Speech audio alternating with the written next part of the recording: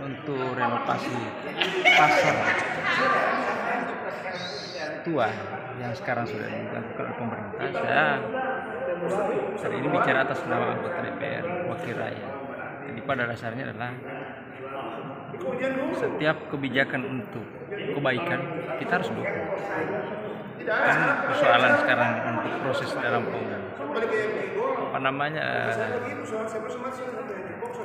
pembangunan pasar tua itu kan tujuannya untuk kebaikan, untuk keindahan. Nah, itu bagus.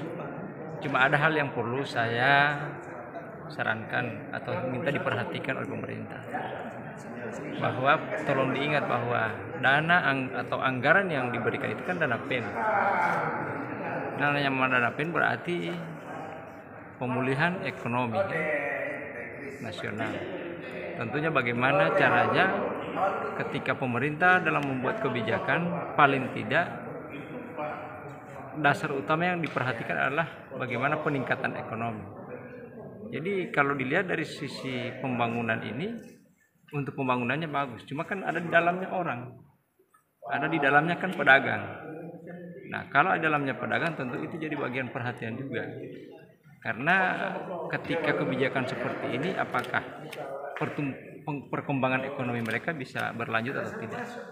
Nah, di situ kan ada yang, kalau sudah ada kebijakan berarti ada yang namanya dipindahkan di tempat yang mungkin sudah disiapkan oleh pemerintah.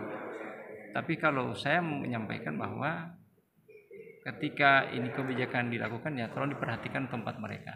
Jangan sampai justru mereka ketika menempati tempat ini, kemudian kehidupan mereka, ekonomi mereka bisa terpuruk lagi. Memang kondisi sekarang memang saya tahu ekonominya sangat, tapi pada dasarnya kita berusaha untuk bagaimana pembangunan itu sejalan seirama dengan pertumbuhan ekonomi, pengembangan ekonomi. Karena program inilah program PEN, pemulihan ekonomi. Jadi semua, bukan pembangunannya saya dilihat, tapi masyarakatnya, pedagangnya juga harus tumbuh bersama.